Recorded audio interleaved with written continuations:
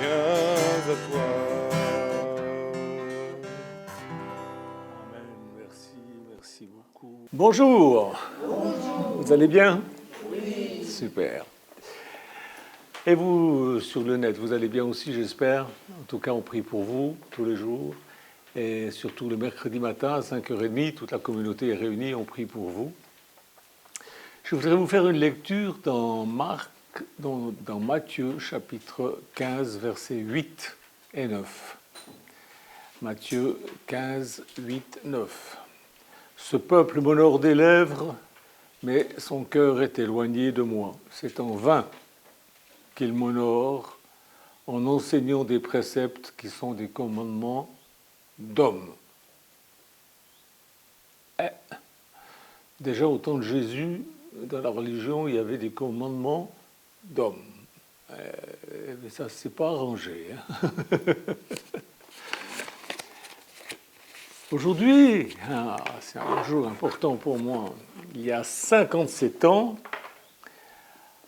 aujourd'hui, 57 ans, à la Maison du Peuple à Lausanne, un gitan du nom de Raphaël Duval est venu avec sa femme Violette pour prêcher l'évangile de Jésus-Christ. Quelque temps avant, j'avais été voir un film qui s'appelle La plus grande histoire jamais contée, que je vous recommande vivement, avec Mac von Sydow, que j'ai eu l'occasion de rencontrer, avec qui j'ai pu parler. Et je lui ai dit, je ne vais pas vous raconter toute cette histoire, mais Mac von Sydow, c'est l'homme qui joue le rôle de Jésus dans ce film. Et ce film m'a bouleversé. J'ai été le lendemain dans une librairie et j'ai acheté, ils avaient tiré un livre du film. Et dans le livre, il citait ce verset, ce peuple m'honore des lèvres, mais aussi une autre phrase que Jésus avait dite, c'est là où 2 ou 3 sont assemblés en mon nom, quoi qu'ils demandent, si je vais être d'accord, quoi qu'ils demandent, je le ferai.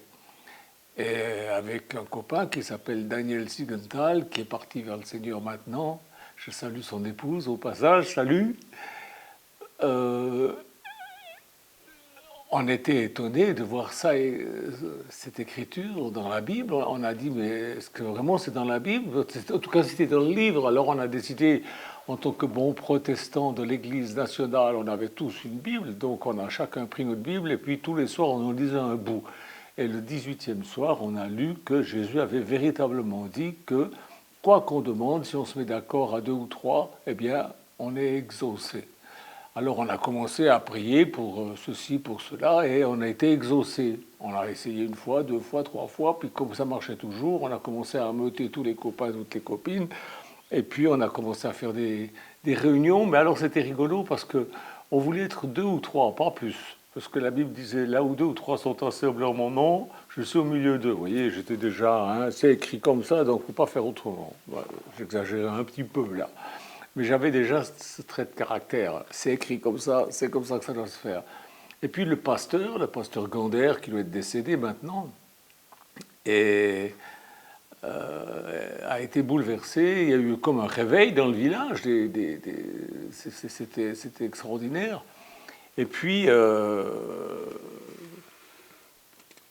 un jour, Daniel Sigenthal est arrivé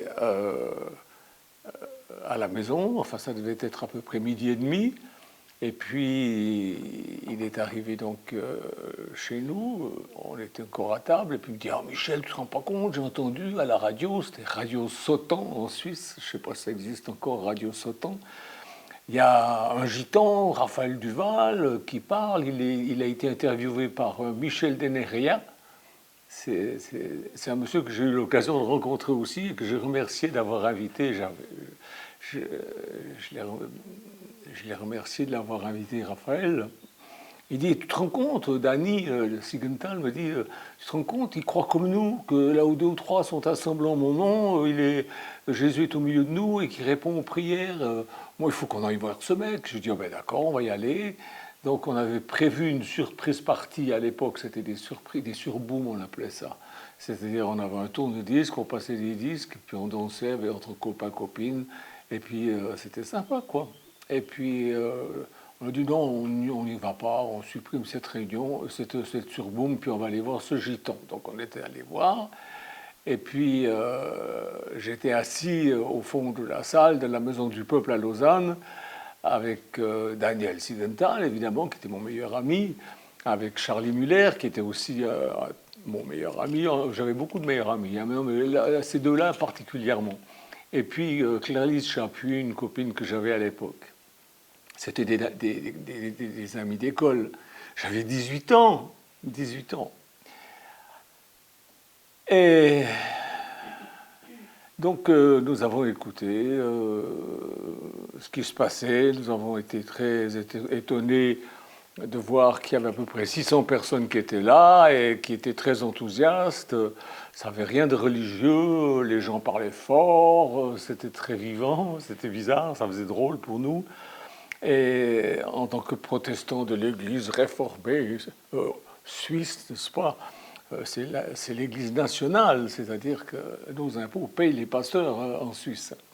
Pas les pasteurs évangéliques, hein, les pasteurs de l'Église nationale.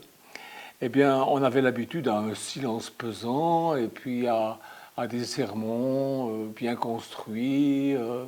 Et puis là, bon, ben, on se serait dit plutôt dans une réunion de supporters de foot, pas de supporters, je dis pas de gens qui cassent tout. Et tout à coup, Raphaël, le gitan, s'est levé, il s'est mis au micro, il a levé les bras au ciel, il a dit « Alléluia !» Oh là là, qu'est-ce que ça toute la foule a dit « Alléluia !» Alors on se regardait, moi je ne savais même pas ce que ça voulait dire « Alléluia ». Et Raphaël dit « Alléluia !» Quand on dit « Alléluia », le diable est en colère « Alléluia !» Puis tout le monde gueulait. C'était folklore au possible. Pour moi, j'avais jamais vu ça dans une... J'avais été dans 3-4 sectes dans le coin, là, mais j'avais jamais vu un enthousiasme pareil pour Jésus, ni de la part d'un prédicateur, ni de la part de la foule qui était là. Oh là là! Le diable est en colère. Quand on dit Alléluia, le diable est en colère, je dis, ben dis donc, celui-là, il n'a pas la trouille. Hein, c'est un religieux qui n'a pas la trouille du diable et qui le défie même, on peut dire. C'est très intéressant tout ça. Et Raphaël, j'ai vu que c'était un vrai homme, quoi. Un vrai homme qui était sûr de la protection de Dieu. Et puis il s'est tourné, et puis il a pris sa guitare et il s'est mis à chanter. Il faut si peu de choses pour embellir la vie. Un sourire, une rose, simplement un sourire. Il faut si peu de choses pour que le ciel soit bleu.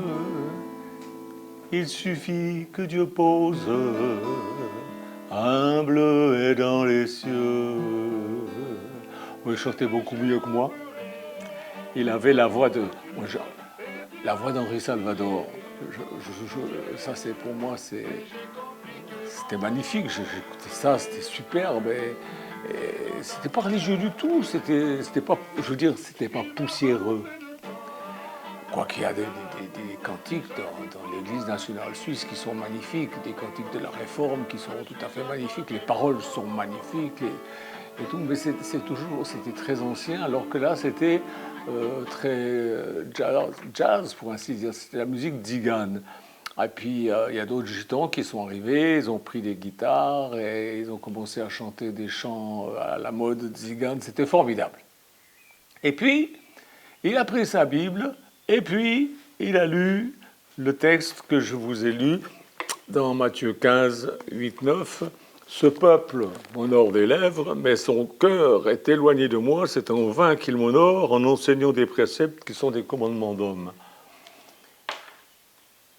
Et il s'est lancé dans un discours plein de fougue. « Vous, les Suisses !» Oula, parce que lui, c'est un gitan français, hein. « Vous, les Suisses, vous pensez suivre Dieu? Vous faites que de l'honorer du bout des lèvres avec votre religion nationale. Oh là là! Bande d'hypocrites, repentez-vous! Il criait. Oh là là là là. Il parlait comme ça pendant à peu près une demi-heure. Et moi, ça me rentrait dans le cœur. J'avais l'impression qu'il parlait qu'à moi. Parce que moi, j'aimais bien aller à l'église. Mais je ne comprenais rien du tout. J'avais jamais compris pourquoi Jésus était mort à la croix. Je me dis, mais pourquoi il s'est laissé avoir comme ça bêtement, lui qui pouvait faire des miracles? Personne ne m'avait jamais... Ou alors j'étais bête, ou alors, bon, j'avais les yeux fermés, je ne sais pas, mais enfin, j'avais jamais compris pourquoi Jésus était mort. Alors, dans cette salle, à part Dany, Charlie et Claire-Lise, personne ne me connaissait. Puis j'étais assis tout au fond, bien en face de Raphaël, tout au fond. Il y avait donc 2 rangées comme ça, 300 d'un côté, 300 de l'autre. Et moi j'étais assis sur une table tout au fond. Il me pointe du doigt, Raphaël. Et il m'appelle par mon prénom. Ça m'a suffoqué. Michel, Dieu me montre que tu vas chez un astrologue. Viens. Le nom de cet astrologue est gravé en noir sur ton front. Il s'appelle Pache. J'étais stupéfait. Moi, je savais qu'on pouvait parler à Dieu, mais je ne savais pas que Dieu pouvait parler à quelqu'un de cette façon aussi précise. Raphaël avait un don extraordinaire de révélation, mais je ne savais même pas que ça existait dans la Bible, parce que même si je l'avais lu, je n'avais pas fait gaffe, quoi. Il me dit, c'est un péché. Il a fait venir un autre pasteur qui était derrière lui, un pasteur non gitan d'ailleurs, et il lui a fait lire Deutéronome, chapitre 18, versets 10 à 12. Et voilà ce qui est écrit là. Qu'on ne trouve chez toi personne qui fasse passer son fils ou sa fille par le feu, personne qui exerce le métier de devin, d'astrologue, d'augure, de magicien, d'enchanteur, personne qui consulte ceux qui évoquent les esprits, ou disent la bonne aventure, personne qui interroge les morts, car quiconque fait ces choses est en abomination à l'Éternel. Tu veux continuer à faire ton cirque là-bas chez M. Pache, ou est-ce que tu veux te repentir? Je dis, non, je ne veux pas continuer, j'étais bouleversé. Je dis, j'arrête. Il me dit, c'est bien. Il m'a imposé les mains au nom de Jésus, il a chassé tout esprit de divination qui était sur moi. Puis à l'époque, ce n'était pas la mode de tomber par terre. Personne ne tombait par terre à l'époque. Mais on était quand même délivrés. J'ai été délivré tout de suite. Je peux vous dire qu'à partir de ce jour-là, je ne sais même plus la différence entre un Verseau, un Capricorne, c'est sorti de moi, mais tout ça, c'est sorti de moi. Et il a continué à prêcher, et tout à coup, il a dit... qui c'est qui veut donner son cœur à Jésus ce soir? Qui c'est qui veut se repentir? Qui c'est qui a compris ce que j'ai dit? Si vous avez besoin de vous repentir, levez votre main. Moi, j'étais le premier à lever la main. Et il y en a eu plein de gens qui ont levé leur main. Il a dit, venez devant. Alors, je suis allé devant avec plein de gens. Et puis, il a fait la prière de la repentance. On a répété la prière de la repentance. On a demandé pardon à Dieu. On s'est repenti. Il a prié pour qu'on naisse de nouveau, que le Saint-Esprit vienne en nous et qu'on reçoive son esprit et qu'on naisse de nouveau. Et puis, c'est là que je me suis converti. Je me suis converti comme ça. Alors, vous qui venez sur Révélation Bible et qui ne connaissiez pas cette histoire, ben voilà, c'est comme ça que ça s'est passé. Et puis, moi, je pleurais. J'avais offensé Dieu, je ne me rendais même pas compte. Et puis ensuite, il nous a fait retourner à nos places et il a dit « Alléluia ! Ça, c'était la plus belle partie de la réunion. Maintenant, on va passer à la deuxième partie. Jésus est toujours le même, hier, aujourd'hui, éternellement. Ça qu'il faisait autrefois, il le fait encore aujourd'hui. Et qu'est-ce qu'il faisait? Il priait pour les malades. Alors, s'il y a des malades parmi nous, qui s'avancent. Oh, je dis, qu'est-ce que c'est que ce cirque? Moi, je croyais que Dieu répondait aux prières, mais je n'avais jamais prié pour un malade, pour quelqu'un qui était malade. On priait pour des trucs, mais... Et la première personne qui s'est avancée, c'est une femme avec un enfant qui devait avoir une dizaine d'années et qui était tout tordu. Il avait les bras tordu dans le dos, les jambes qui lui remontaient dans le dos. Il avait ce qu'on appelle la polio. Et elle l'a posé par terre. Et je me dis, ben, qu'est-ce qu'il va faire? Qu'est-ce qu'il va faire? Alors il a dit à la dame, bon, je ne peux rien faire pour votre gamin, mais je connais quelqu'un qui peut faire quelque chose. Ah, je dis, ah, il se dégonfle. Il dit, je connais quelqu'un qui peut faire quelque chose. Je me suis dit, il va appeler les pingouins derrière, là, les passeurs en costume cravate. Et tout de suite, j'étais dans le jugement.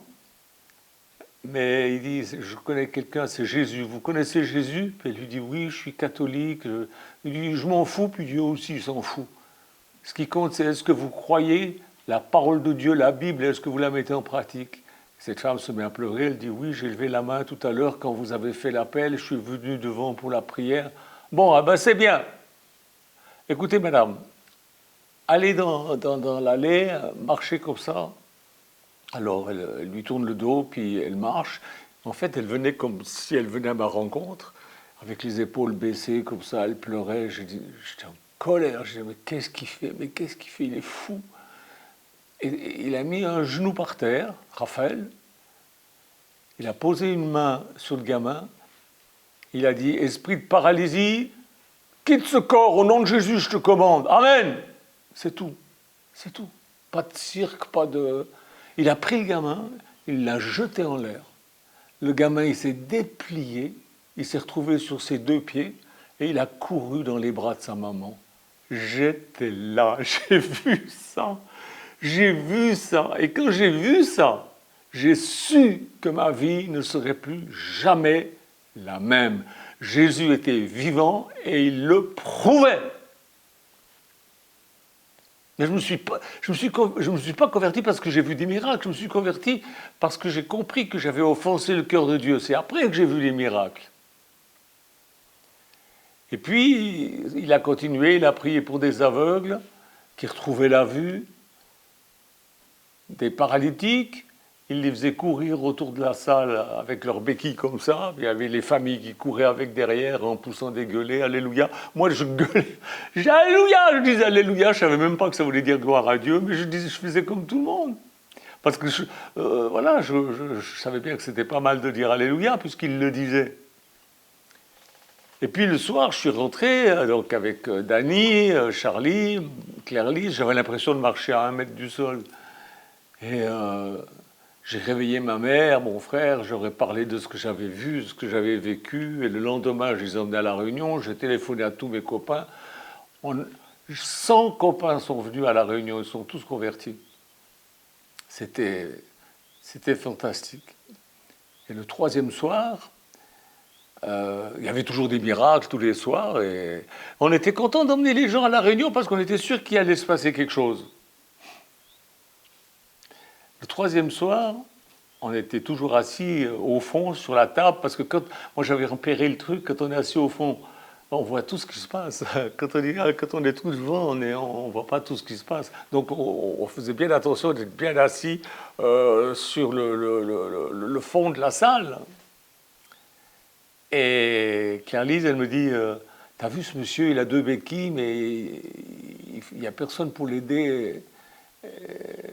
Pour aller vers Raphaël, on ne pourrait pas l'aider? Je dis, ben oui, on va essayer, mais vous savez, à l'époque, j'avais des bras, je n'étais pas sportif du tout.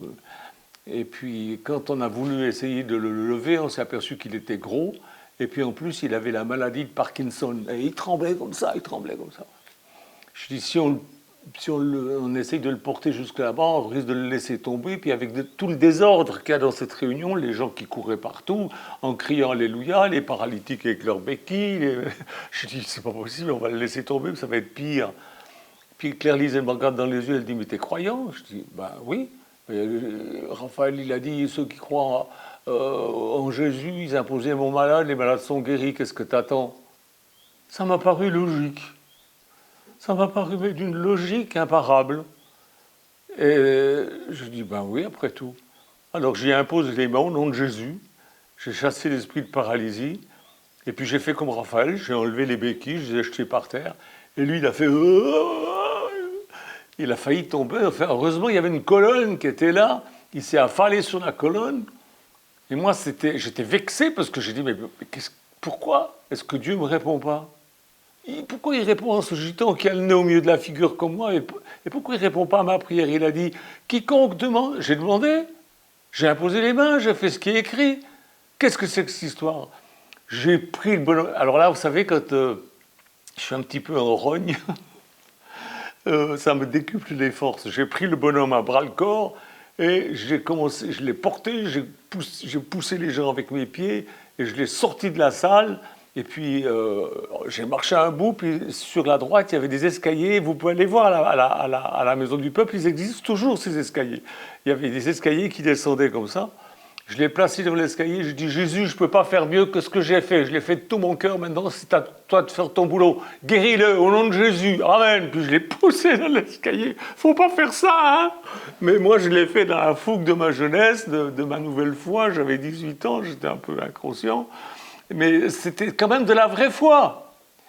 Et cet homme, les escaliers, il est remonté, il était guéri. Alors évidemment, il y avait des gens qui avaient suivi derrière pour voir qu'est-ce que ce grand jeune homme débraillait, parce qu'à l'époque, j'étais en blouson de cuir avec une chemise largement ouverte, fier des 3 poils que j'avais sur le torse. Ils ont voulu voir ce qui se passait, et ils m'ont vu faire ça. Il y en a qui ont couru vers Raphaël, qui ont dit, il y a un jeune homme là-bas, il a prié pour un paralytique, le paralytique qui marche. Et Raphaël lui a dit, dites-lui de venir vers moi. Alors, ils m'ont emmené là-bas, vers lui, tout devant. Il m'a dit, écoute, il y a trop de boulot, il y a trop de monde, il y a trop de malades, j'ai pas le temps de prier pour tout le monde, ça me fatigue. Toi, tu vas prendre de ce côté, puis moi, je prends de ce côté. Il m'a pas dit, est-ce que tu as fait l'école biblique? Est-ce que tu as une carte de pasteur? Est-ce que tu as reçu le Saint-Esprit? Est-ce que tu as été baptisé? Non, il a vu que Dieu me bénissait, il m'a pris comme collègue. Et puis, je me suis mis à prier pour les malades. Et je faisais comme Raphaël. J'avais vu que quand il y avait un aveugle, il faisait comme ça. Il mouillait ses pouces, il les mettait sur les yeux, il disait, esprit de cécité, quitte ce corps au nom de Jésus. Amen, ça y est, tu me vois? Alors je disais, je vais faire la même chose. Pourquoi imiter des gens qui ratent? Il faut imiter les gens qui réussissent. L'apôtre Paul dit, soyez mes imitateurs comme je le suis moi-même de Christ. Alors j'ai fait comme lui. Alors il y avait une personne qui était là, et aveugle, et je fais comme Raphaël fait, et puis je lui dis, vous me voyez? Puis il me dit, oui, mademoiselle, je vous vois. Je dis, non, vous ne me voyez pas. Alors, je recommence une deuxième fois. Je ne savais pas que dans la Bible, Jésus avait dû prier 2 fois pour une personne. Mais bon, pour moi, il n'y avait rien qui me démontait. Et là, elle a commencé à voir, elle voyait, elle pouvait compter mes doigts. Enfin, c'était quelque chose d'extraordinaire, quelque chose de magnifique. Et les paralytiques se sont mis à marcher aussi, et les gens étaient guéris, et voilà, c'est comme ça que j'ai commencé. C'était le début de mon ministère, le 3e jour après ma conversion. Et le message de Raphaël, c'est devenu le mien. Matthieu 15, 8, 9, ce peuple m'honore des lèvres, mais son cœur est éloigné de moi. Et je l'ai prêché dans plus de 70 pays. J'ai voyagé. Qu'est-ce que j'ai voyagé? Les avions, je ne peux plus les voir. J'ai vraiment voyagé. J'étais jusqu'en Inde en bus avec un missionnaire, Christian Dufour. Et on a eu des miracles extraordinaires encore là-bas. Et Dieu a toujours accompagné mes prédications par des signes, des prodiges, des miracles, des sourds, des aveugles, des boiteux, des paralytiques, et j'ai même vu 2 résurrections. Parce que Jésus a dit, allez, guérissez les malades, ressuscitez les morts. Et si Jésus le dit, pourquoi pas essayer? Alors j'essaie, par la foi, au nom de Jésus. Ah, et toujours ça, toujours en public, jamais caché dans une petite chambre comme ça. En public, toujours. Et Dieu est bon, Dieu est bon. Dieu n'a pas changé. La Bible dit Jésus ne change pas, hier, aujourd'hui, éternellement. Par contre, le peuple chrétien, il ne change pas non plus. Il est toujours là à honorer Dieu du bout des lèvres. Alléluia, ô Seigneur Jésus, sois béni mon Dieu pour toute ta bonté et ta grâce. Mais ça ne bouge pas beaucoup. Hein. Vous savez, ça fait 57 ans aujourd'hui que je suis né de nouveau. 57 ans. C'est pas rien. J'en ai vu des choses. Ben, je vais vous dire franchement, je ne suis pas resté chrétien grâce aux chrétiens. J'en ai vu toutes les couleurs dans ce milieu-là, de toutes les couleurs. J'ai connu les personnes les plus extraordinaires, comme T.L. et Daisy Osborne et leur fille Adonna, Vic Ramsey, l'anglais, avec son épouse. J'ai connu des gens extraordinaires. J'ai connu les crétins les plus finis dans ce milieu, des gens sectaires, mauvais, méchants, médiocres, mesquins, un peu comme des pigeons, vous savez, je les ai ramassés comme des pigeons qui étaient blessés, je les prenais même à la maison, puis une fois qu'ils pouvaient voler, ils s'envolaient, et ils me chiaient dessus copieusement, la plupart, hein. Oh non, non, non, moi, non. C'est pas grâce aux chrétiens que je suis resté chrétien, c'est grâce à Jésus. Son esprit qui est en moi, c'est grâce à Jésus que je suis resté chrétien. Ne faites pas trop confiance aux gens. C'est en vain qu'ils ont leur Dieu avec leur tradition humaine, leur machin. Ils pensent tous qu'ils ont le plein évangile, qu'ils sont les meilleurs et tout. Moi, je ne dis pas que je suis le meilleur. Mais je dis une chose, si je trouve quelque chose dans la Bible, je le fais. Un jour, j'ai dit à quelqu'un, moi, si je trouve dans la Bible un verset qui dit qu'il faut qu'on se coince les doigts dans une porte pour être sauvé, ben, je me coincerai les doigts dans une porte pour être sauvé. Heureusement, ce n'est pas écrit. Mais là, non. Ah ben non, c'est plus pour notre temps, c'est plus pour notre époque. Voilà. J'ai eu le privilège de connaître Bill et Joanne Williams aussi, qui dirigeaient Teen Challenge. J'ai travaillé avec eux, c'était phénoménal. On a vécu des choses extraordinaires avec Teen Challenge, sous l'organisation, sous la supervision de David Wilkerson, que j'ai rencontré aussi, qui était un homme terrible, terrible, un petit bonhomme, nerveux. Je dis, si je peux comparer David Wilkerson à quelqu'un du monde, c'est Claude François. Ah, toujours très nerveux, mais efficace, waouh! J'ai eu ce bonheur de rencontrer de tels hommes, de telles femmes de foi. Quand je vois des gamins sur Internet qui disent « Il est interdit à la femme de prêcher, oui. C'est parce que vous n'avez jamais rencontré une vraie femme de Dieu. Vous avez rencontré peut-être des enragés, oui, peut-être, ça existe. Hein. Comme les hommes, il y a aussi des enragés. Hein. Moi, j'ai vécu des trucs, des réunions où il y avait 4, 5 collègues. Le Seigneur me montre. Le Seigneur me montre. Le Seigneur me montre. Il y a 10 personnes qui vont donner 1000 francs. Ouais. Moi, j'interdis à de tels hommes de prêcher. C'est honteux, c'est honteux. J'ai tellement été choqué. Mais bon, je suis resté avec Jésus. Je loue Jésus qui veille sur ma vie et je lui reste fidèle. Je vis en communauté avec mon épouse, ma fille, les enfants, les frères et sœurs. Je suis très heureux et mais c'est des frères et sœurs, ça fait 40 ans maintenant qu'on se connaît. Ça, c'est ceux qui sont fidèles. Hein. Alors maintenant, dans ma 76e année, je dis, je fais le plus gros. Et le peu qui me reste à vivre, eh bien, je le consacre à Dieu. Mais pas à ces églises. Non, je ne vais plus prêcher dans les églises. C'est fini, c'est terminé. C'est terminé, je ne veux plus, c'est fini. Ces trucs de se rouler par terre, de glousser comme des hyènes, de danser comme des malades.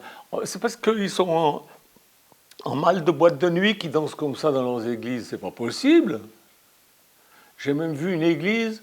Alors l'orchestre c'était génial, il y avait des cuivres, c'était fantastique. Puis je dis au pasteur, dis donc, t'as de ces chrétiens qui sont... Il dit, ah mais ils sont pas chrétiens. Je dis, ah bon? Il me dit, non. Là ils sortent d'une boîte de nuit, ils ont joué toute la nuit dans une boîte de nuit, et puis maintenant ils viennent ici, je les paye. Ah bon? Ça m'a un petit peu déçu. Hein.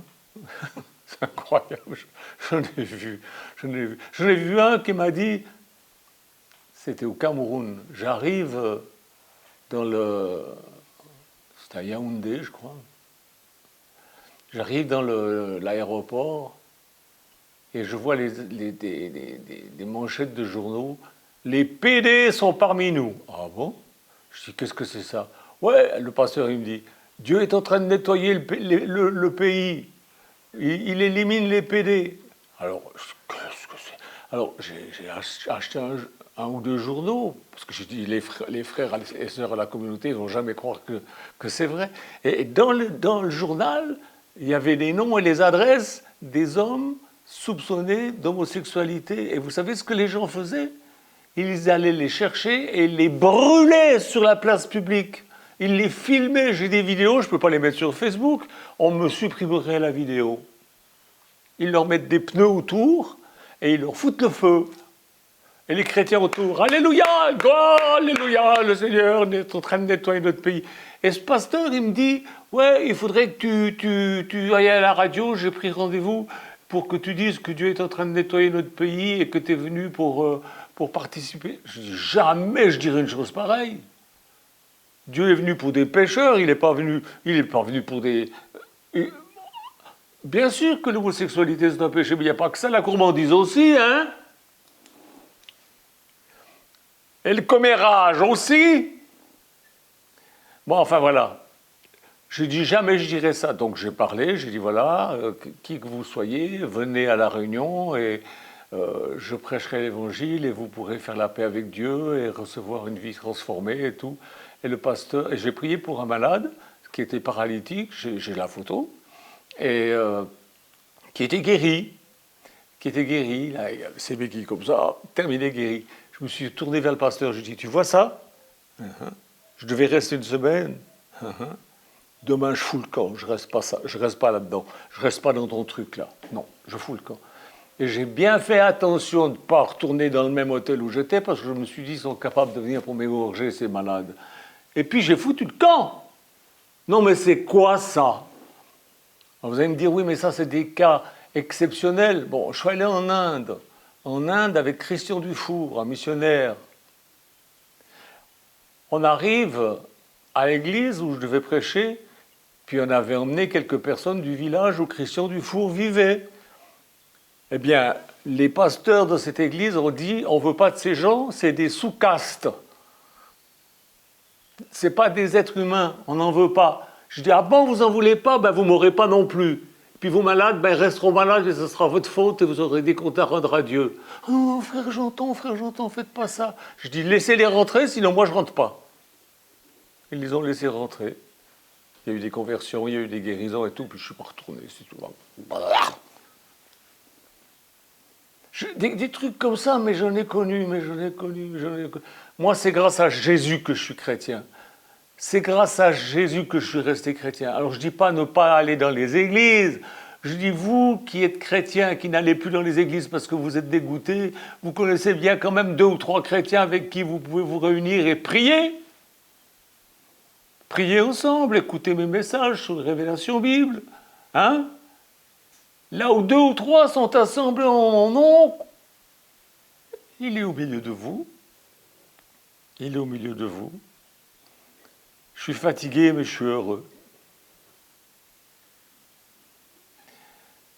Je prêche encore ce que Raphaël prêche, mais plus dans les églises.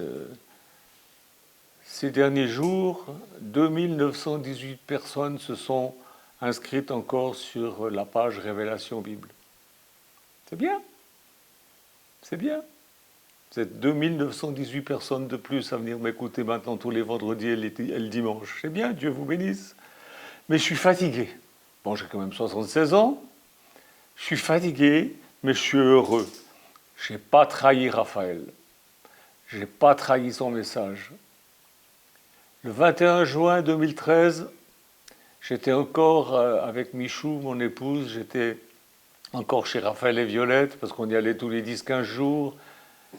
Il n'était pas bien, il était malade.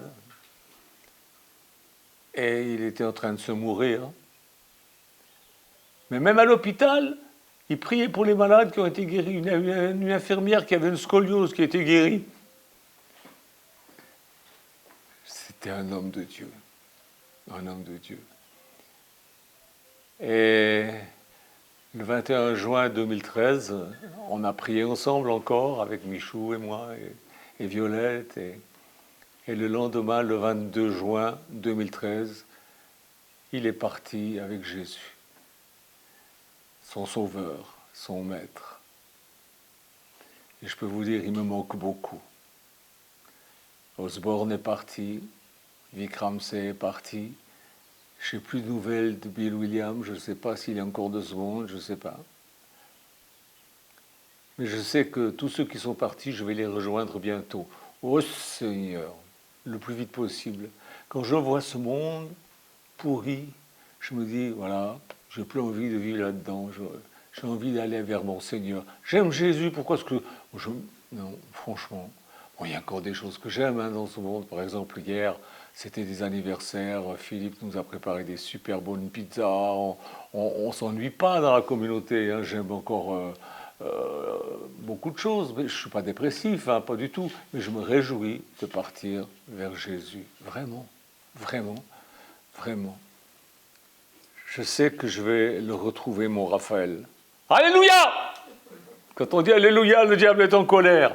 Alors maintenant, si vous voulez en savoir plus, connaître l'histoire avec beaucoup plus de détails, eh bien, vous allez sur mon site, pas seulement sur Facebook, mais aussi sur le site. Il y a un site qui s'appelle révélationbible.fr, c'est ça, hein? Révélationbible.fr, révélation sans accent, révélation Bible en un mot.fr. Et sur la première page qui s'ouvre, à droite, vous avez un petit rectangle orange, et là, il y a mon livre qui raconte toute l'histoire. Il y a 1350 pages, 1325 pages à lire. Vous aurez de la lecture pour vos longues soirées d'hiver.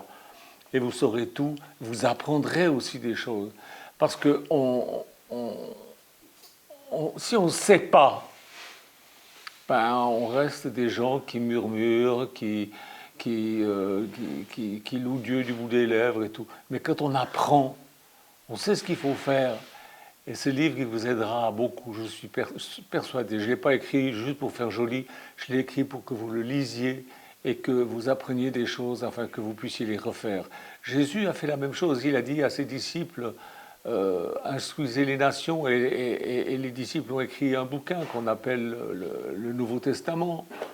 Et c'est grâce à ce bouquin, le Nouveau Testament, qu'on sait comment Jésus faisait, comment les apôtres faisaient, comment ils vivaient. Et on peut copier ça, on peut faire comme il faisait. Je pense que c'est nécessaire de pouvoir lire tranquillement les choses qui concernent Jésus afin de pouvoir marcher de progrès en progrès. Voilà, 57 ans de conversion, on va fêter ça tout à l'heure. Dieu vous bénisse. Au revoir, à bientôt.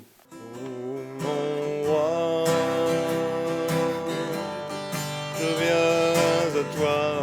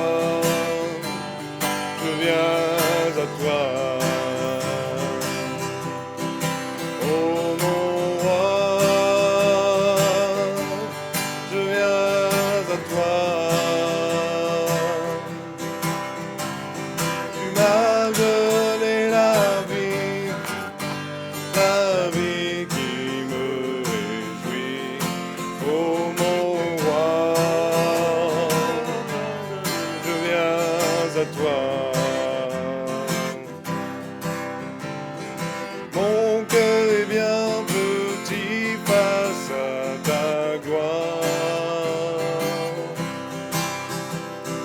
mais prends-le, il est à toi. J'écoute ta parole jusqu'au soir. toi. Oh mon roi, tu es près de moi. Oh mon roi, je viens à toi.